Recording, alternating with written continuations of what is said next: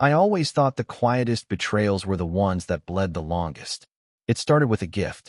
One of those well-meaning anniversary gestures I'd convinced myself would bring us closer, like the monthly couples cooking class we never finished or the yoga retreat we skipped when she caught the flu.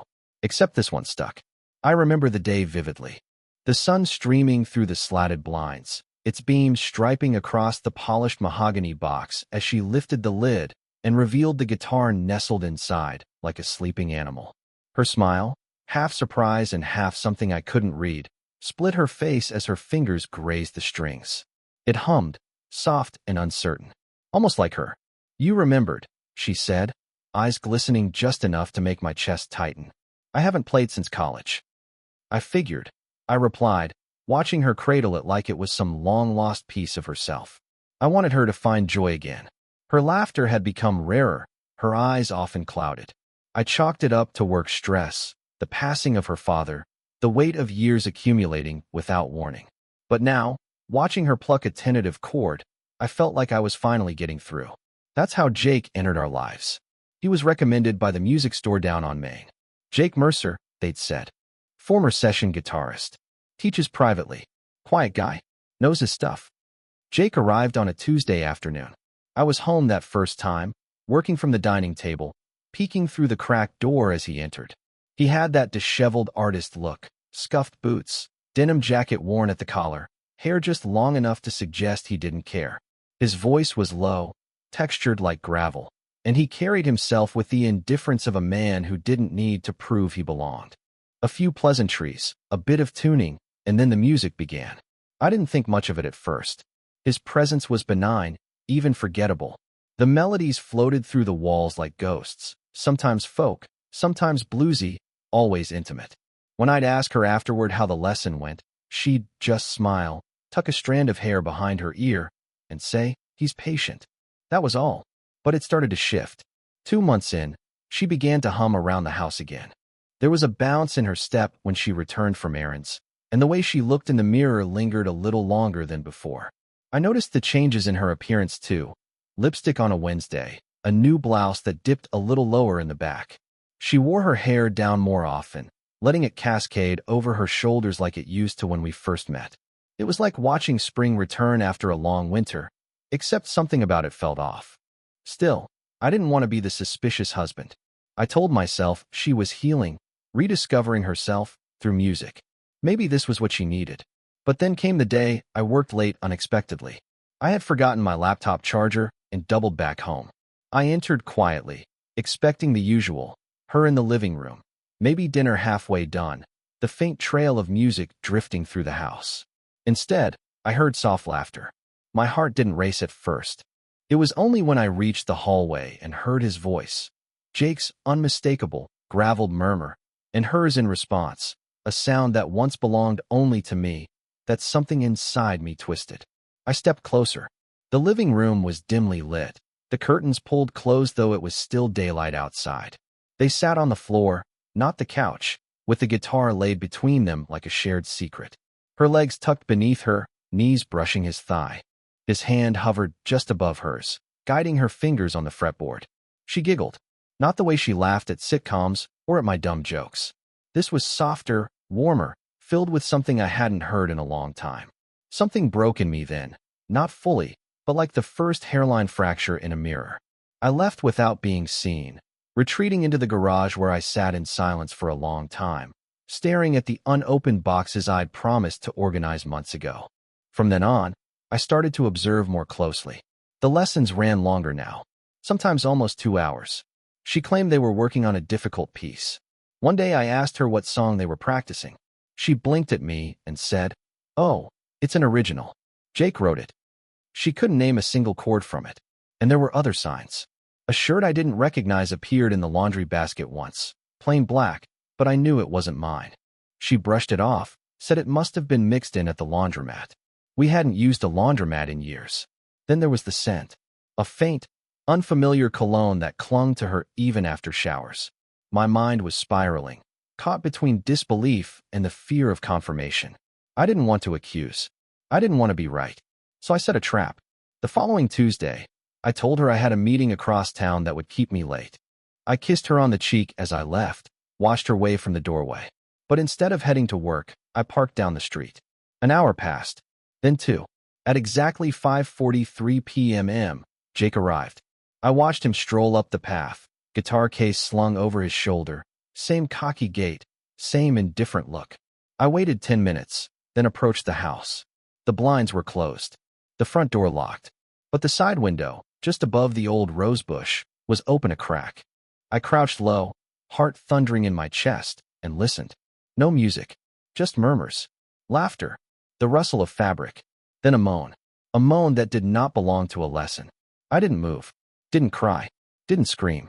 I sat there, knees pressed into the dirt, hands trembling, while my wife of 7 years gave herself to another man within the walls of our home. The home we built together. When I finally stood, I wasn't angry. Not yet. Anger is loud. This was something else, colder, quieter. Like snowfall on a grave. I returned to my car, drove aimlessly through the city, the radio off, the world outside muffled.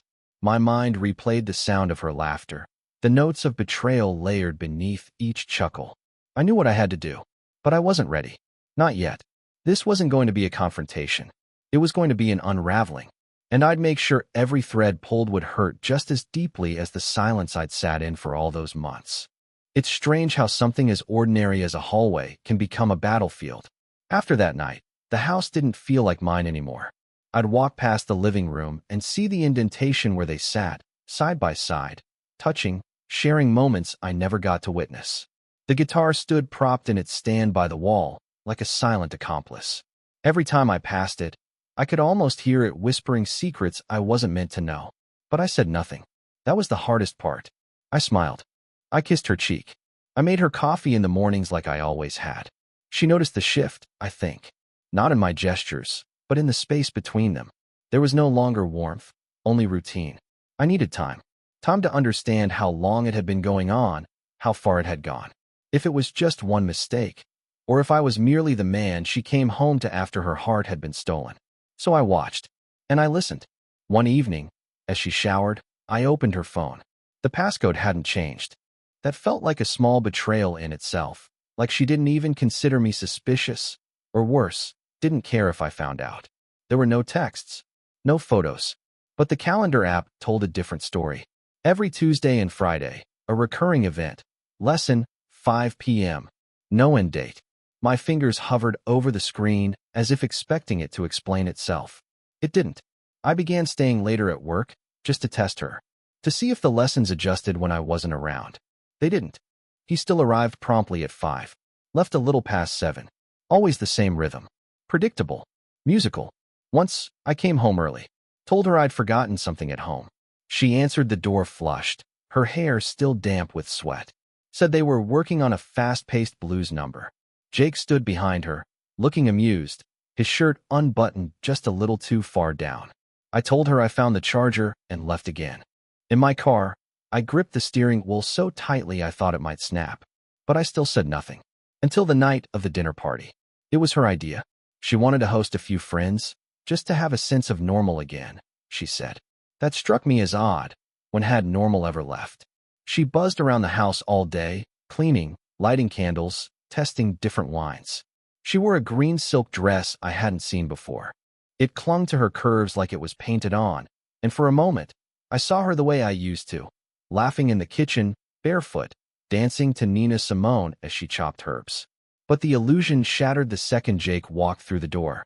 Yes, she had invited him. He's been so good to me, she said. You've never really talked to him. I thought it might be nice. Nice. He wore a white linen shirt, sleeves rolled up to his elbows, revealing a tattoo of a treble clef on his forearm. Of course he did. Our friends mingled, drank, laughed. And all the while, I watched the way her eyes kept drifting to him. She laughed louder at his jokes, lingered closer when passing him a drink. When she thought I wasn't looking, her fingers brushed his wrist. A fleeting moment. Easily missed. I didn't miss it. Halfway through dessert, I excused myself and went upstairs. I needed air. Space. Sanity. But when I came back down, they were gone. It took me less than 30 seconds to know where they were. The back deck. I stepped quietly onto the porch, just beyond the light. They were close. Too close.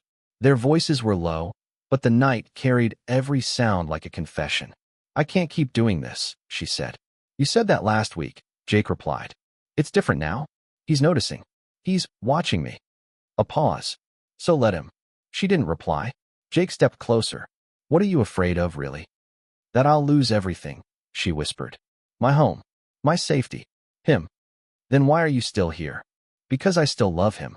Her voice trembled, and something inside me shifted, not in relief, but confusion. It was the first time I'd heard her say it in weeks. Maybe months. "You're lying," Jake said. "No, I'm not. I love him. I just don't know if I love being his wife anymore." That landed like a hammer to the chest. I backed away before they saw me, retreating through the house like a ghost. Later that night, when the guests were gone and the dishes were half washed in the sink, she found me sitting on the edge of our bed, staring at the blank television screen. She sat beside me, close, but not touching. "I saw you disappeared during dinner," she said. "Just needed a break," I muttered.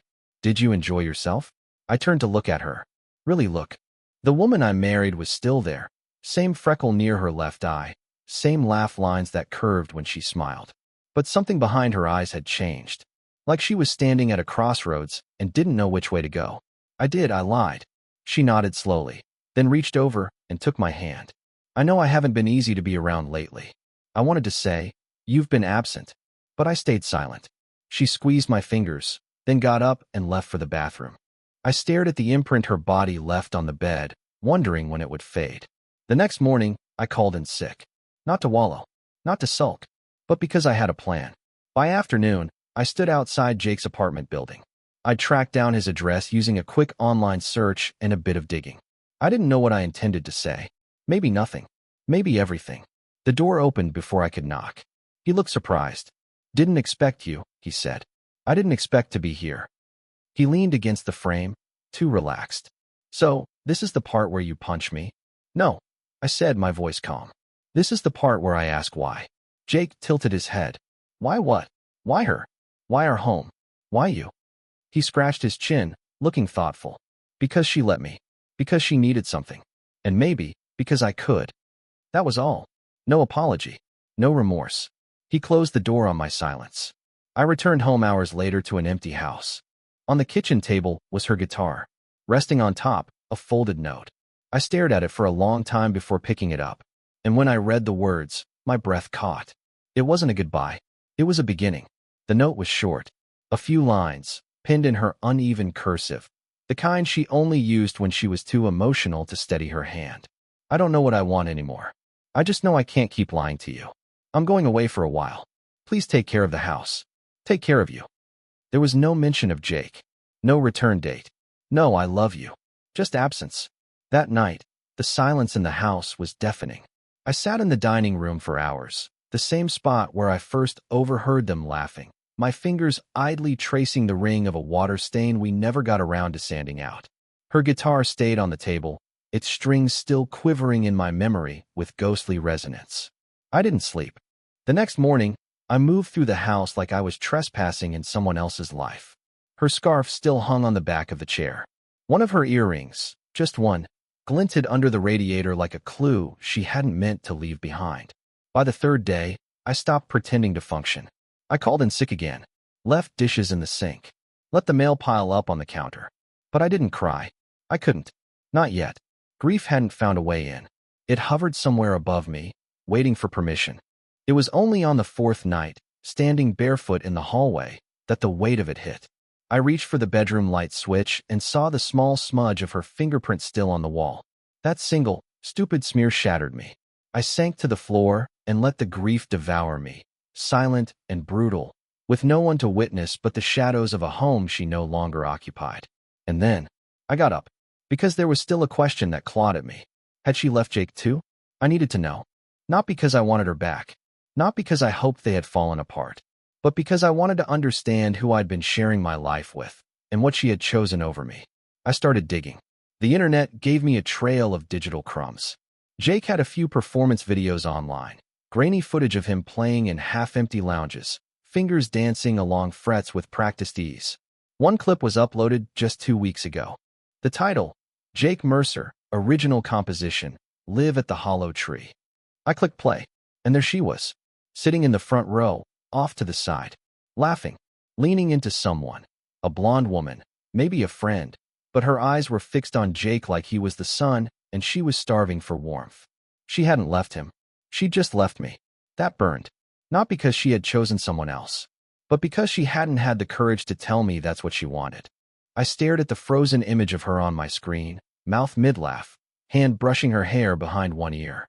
She looked happy, unburdened, free, and suddenly, the ache inside me hardened into resolve. I wasn't going to sit in our house like some forgotten relic while they played pretend in the world we used to share. I needed answers. No more speculation. No more watching from the shadows. I pulled on my coat and left. The hollow tree was tucked between a laundromat and an abandoned bookstore downtown. One of those places you only found if you knew where to look. It smelled like stale beer and old wood, and the floorboards creaked with every step. The bartender was a woman in her 60s with silver braids and a knowing look. She didn't ask for ID. She didn't need to. Jake was already on stage when I arrived. His eyes were closed, head bowed over his guitar, the room wrapped around his melody like a secret. And sitting near the stage, again, front row, was Justine. Her name hit me harder than expected, like saying it out loud would summon the weight of what we once were. She hadn't noticed me yet. She was dressed casually, denim jacket, boots, hair pulled into a messy bun that made her look younger, freer. She swayed gently to the music, her fingers tapping her knee in rhythm. The light caught her profile just right, and for a moment, I saw the girl I fell in love with. Then she turned. Our eyes met, and something in her stilled. I didn't move. I just watched. She whispered something to the blonde woman beside her, then stood and walked toward me, her expression unreadable. We met by the exit. I could still hear Jake playing, but the notes felt distant, irrelevant. "Tom," she said softly. "Didn't expect to see you here." "Likewise," I replied, keeping my voice even. There was a pause, thick with all the things we weren't saying. "I needed to know," I said finally. "If it was real. If this," I nodded toward the stage, "was what you left for." She looked down at the floor, then back up at me. Her eyes weren't angry, just tired. "I didn't leave for him," she said. "I left because I couldn't breathe anymore. You never told me you couldn't. I didn't know how." That stung, more than I wanted it to. "You lied to me," I said. "Every week. In our home. With him."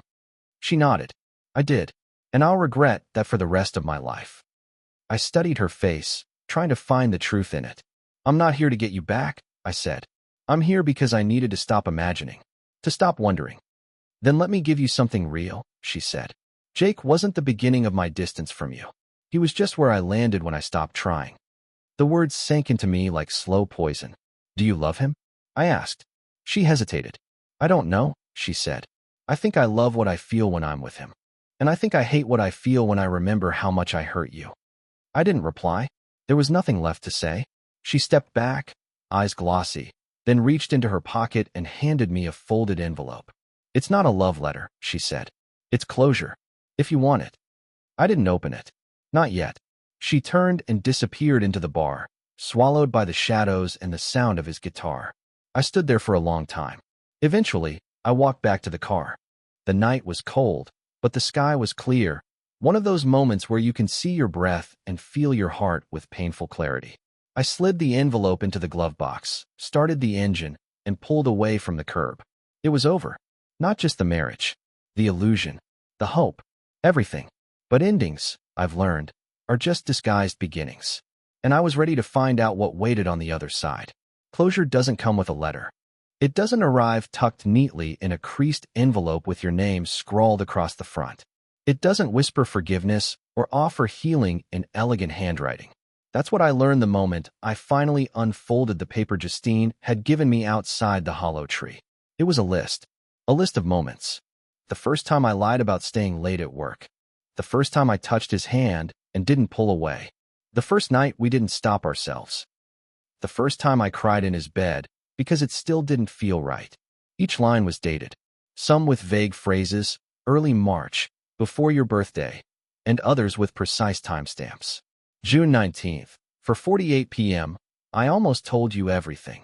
I read each line 3 times, slowly, methodically, as if understanding could be extracted like poison. But there was no apology. Just truth. Just the skeleton of her guilt laid bare without embellishment. A quiet acknowledgement of every tiny fracture that led to the collapse. I folded the paper and burned it in the kitchen sink. Letting it go wasn't the same as forgiving her. It was something colder, more necessary. The flame curled the edges of her confession into ash, and I watched it disappear piece by piece. By the following week, I'd packed her things. Not in a dramatic heap or thrown to the curb. I boxed them carefully. Each dress folded neatly. Each book wrapped in tissue. Her guitar, though, that stayed. Because it had been mine to give. Because she didn't get to take the instrument of her betrayal with her. She texted to ask if she could pick up her things. I didn't answer. I left the boxes at the bottom of the stairs of her sister's apartment and left the key inside the top one. She never replied. I moved through the months that followed like a man learning to walk again. At first, I spoke to no one about it. Not my brother, not my coworkers. When people asked, "How's Justine?" I'd just nod or say she was doing her thing, as if she'd taken up pottery instead of carving out my heart. Eventually, I told my brother everything over drinks on his back porch. He didn't say much, just poured another round and said, "Well, hell." In that way older brothers do when words are too small. Therapy came next.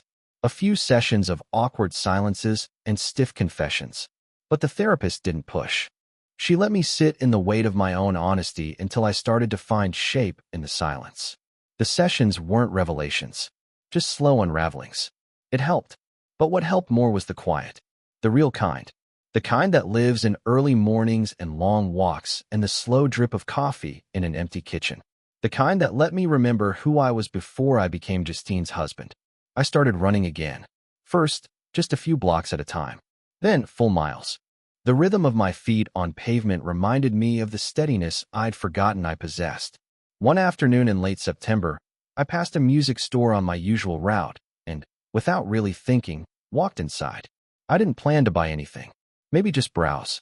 But my eyes caught a guitar, not unlike the one I'd given Justine, but inlaid with a subtle marquetry of stars along the fretboard. The clerk asked if I wanted to try it. I laughed, said I didn't play, but something in me was curious. Hungry. "Do you teach?" I asked. She nodded. "We do. First lesson's free if you're serious." I didn't schedule it right away. I walked home, the sun setting low over the rooftops, the wind cool against my face. That night, I sat in the living room, the same room that used to echo with Justine's laughter, with music, with lies, and stared at her old guitar. It had gathered dust, the strings slack, the body mute. I picked it up anyway. Clumsy fingers, awkward posture. But I pressed my fingertips to the strings, coaxing a sound that was hesitant but undeniably mine. And in that moment, something shifted. Not healed, not forgiven, but forward. It was almost a year later when I saw her again. Not by design. Just one of those strange, cruel coincidences life tosses your way when it wants to test your resolve. I was at the art fair downtown, walking past rows of paintings and street musicians, sipping on iced tea, when I heard her voice. Soft. Familiar. She was standing by a ceramics booth, talking to a woman I didn't recognize. Her hair was longer. She wore a simple dress, one that didn't cling or flash. She looked older, and not in a bad way, in the way people do when they've walked through fire and emerged changed. She saw me before I could duck away. Our eyes met. She walked over. Not with hesitation. Not with bravado. Just calmly. "Hi," she said. "Hi." Neither of us smiled. "How have you been?" she asked. "I've been," I replied. She nodded, like that answer was enough. She gestured toward the guitar slung across my back. "You playing now?" "A little." She paused. "That's good. I always thought you'd be good at it." "You were wrong about a lot of things," I said, not unkindly. She took the hit without flinching. I was. There was a silence that followed. Not the heavy kind, not the loaded kind. Just quiet. Shared. Brief. "Well," she said, "it's good to see you, Tom. You too, Justine." And just like that, she turned and disappeared back into the crowd. I stood there for a moment, feeling the strangest thing. Peace. It wasn't a triumphant feeling. Not vindication. Just stillness. A stillness I hadn't known in years. That night, I played until my fingers ached. I sat on the porch, the moon high, the guitar warm against my chest. The music came slowly at first, then easier, then full. No lessons. No teacher. Just me. Learning. Breathing. Becoming.